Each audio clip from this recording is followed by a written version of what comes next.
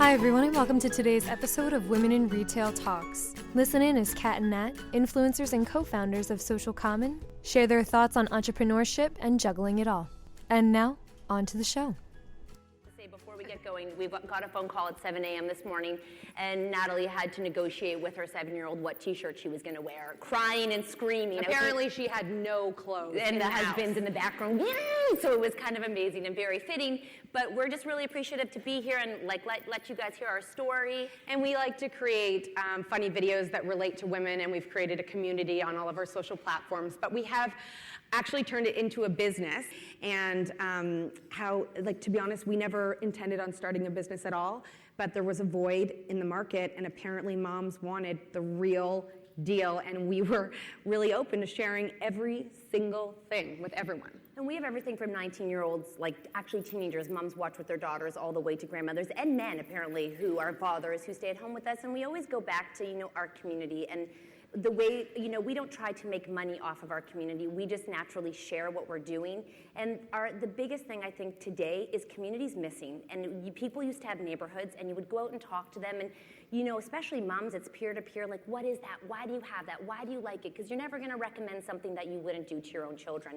So when we share, it's a voice that we bring back the neighborhood online. And, our community is now over 105,000 on Instagram. It grows every day. We're over almost 400,000 on Facebook because it's missing. No one is really telling it how it is. And we get emails daily of people just being like, when we show a tantrum, everyone's like, thank you, because perfectionism is where it is. And the Pinterest people, we love you, and that's you, but there's something missing where no one's sharing anything that's real. And there's this void. So when we started it, people just began to flock to it. And the minute we became ourselves and not afraid of what we were doing is the minute the community kind of blew up. And I think for brands, we're always saying when they try to partner with us, we're like, you have to realize that people want to know why, where, how, who, why do we use it? And that's what we always go back to, is how we incorporate it, and that's so huge for us. Through our platforms, we really, really try and connect with our community. They're all over the world. Originally, we started as a club in Toronto, and we would get women together, but then people, through all of our social channels, were like, we want Kat and Nat, we want this voice all over, so we created video, and through our Facebook Lives, which is a show we do every single day, we can read everybody's comments, and we can talk to them, and they can talk back. And we always say, I feel like such a nerd, but I feel like our followers and our community are like our best friends. We turn to them for advice, they turn to us for advice. And that comes to the second thing is trust. And when you have a following or you have an audience, they trust you with everything you say. And we take their trust so seriously. We don't want to work with brands that we don't believe in. We don't want to tell them to buy something that we wouldn't use ourselves. And we'll partner with someone and they'll email us being like, how often do I have to use this product? And I'm like, or what size does it fit like? And they're asking us like we are the owners of that brand. And I'm like, that's crazy that, with the power of recommendation and that they think we have all the answers, and we don't take that lightly. But as Natalie was saying, the trust is so outrageous that even when we're having a conversation with them, I always say, now when you call a company, you can get no person live, right? You're always like 0, 0, 0, and then it kicks you somewhere, you're 0, 0, and you're like, hello? Yeah. And you got the wrong department. And I'm like, oh! Yeah. So when they have Facebook Live and they can actually talk to us and ask us our opinion on something, that's priceless. That is priceless from a consumer standpoint and from a brand standpoint. And just the conversation is missing today in this world. So the fact that these platforms, as a brand, you guys should be looking for conversation. In our opinions, as a consumer, it's conversation, and people want to know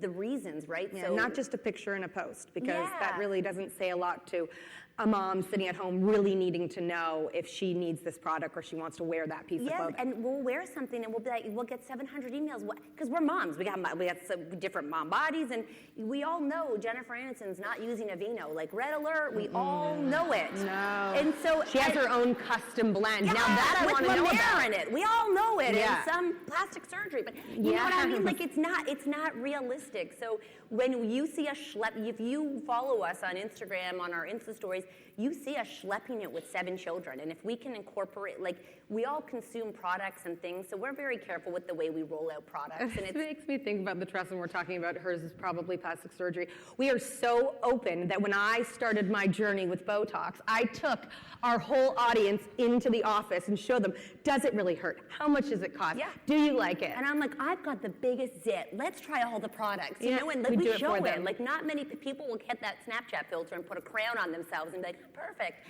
And we're like, no, you're not. And then you meet in real life and you're like, what?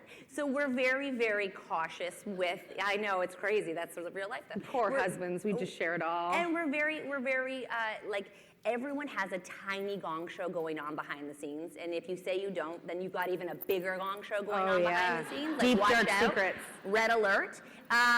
So we just make sure that we, you know, it's not for everyone to share, overshare as we call it, but it's a real authentic journey, and you know I think connection is such a key thing for everybody in this day and age, and especially with the younger generation. There is a study that shows that confidence in parenting and motherhood has never been lower. So everyone feels, every day people are going to bed feeling they've done a bad job. They haven't measured up. There's mom guilt out the wazoo. You're darned if you do, you're darned if you don't. You go to work, you're going to screw up your kids. You stay home, they're not going to be independent and see a strong woman. You go here, you breastfeed for this long.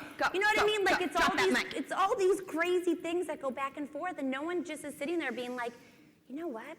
I got them fed. They're dressed. They might not have underwear on, but they're dressed, and their shoes might be backwards, and you know, but they got dressed themselves. Yeah. High five. So we kind of give them a permission that it's okay with where you're at, and some days you nail it, and some days you fail it. And I'm not sure why everyone's so afraid. And we've worked with brands who've really tried to get this, I'm not joking, perfect picture, and we've fought with them over it, and we're like, there is no way we're sitting on the edge of a bath in a white towel. It's just not realistic. They're like, post it. I'm like, it's gonna fail. And you know, we sign a contract, and it does. And that's what we try to also talk to brands about. We know that there's so much education in this. I mean, we're living in this little, you know, viral world, and sometimes it's hard to understand what it's like, but we know that there's a lot of education that goes into it. And we're like, we know our audience the best. We know what they're looking for and what they want to hear. So we really love to work with brands that take our advice. We are the ones in the industry. We're the ones that have grown this business online, and we know our people, and we're so connected to them. When we do our Facebook Lives and our Insta Stories, our Instagram, people message us all the time, and we spend so many hours going and responding to them. And you know, it doesn't matter who you are, what you want to know. We want to be connected to them, and that also gives us some great power when a brand wants to sell something, or if we want to sell something. Once we grew the community enough, we wanted to create a product. So we partnered with a jewelry company, and we created a necklace. And the necklace isn't just any necklace. It's a perfect representation of our brand. It's got 3 circles, and the left-hand side is closest to your heart, and it represents like friends and family. The right-hand side is community, and then the one in the middle has a diamond, and that if you have all those pillars of strength, then you can shine. And we have that story, and now we can take it to all those people who trust us because we've been so good to them, they've been so good to us, and we can actually sell stuff. And we can sell out products. Things go off the shelf. People try to buy them hours later, and they're like, because we trust Kat and Nat. Sometimes it's sponsored, and sometimes it's not, but because we're always sharing, and we're very clear when I'll be like, this is a sponsored post, but we actually really like it. And we can't be afraid of that, because now I think people see sponsored or hashtag paid and they keep on going, right? I like, think of yourself as a consumer, and when you see a perfect beauty shot, you're like, next, next, next, because it's filtered. But the minute you take something and you throw, like, we're always flipping the script. That's our job, to flip the script, so it engages a conversation, and it gets people to engage and converse. And maybe not everyone likes the product, but if you can get a conversation going on it, like when we did that Johnson & Johnson one, holy, the emails that came back from us, but it was a conversation, and it was our job to step back and let the firm kind of deal with it. And that's another thing about connection, is when we work with brands, we always suggest to them to go on our platforms after, because they can, and answer the questions that people are asking that the experts know and that we don't, right? Thanks for listening. For more information on today's episode, be sure to visit our podcast channel page. You can download Women in Retail Talks on iTunes and Stitcher, but don't forget to subscribe to our podcast channel page as well.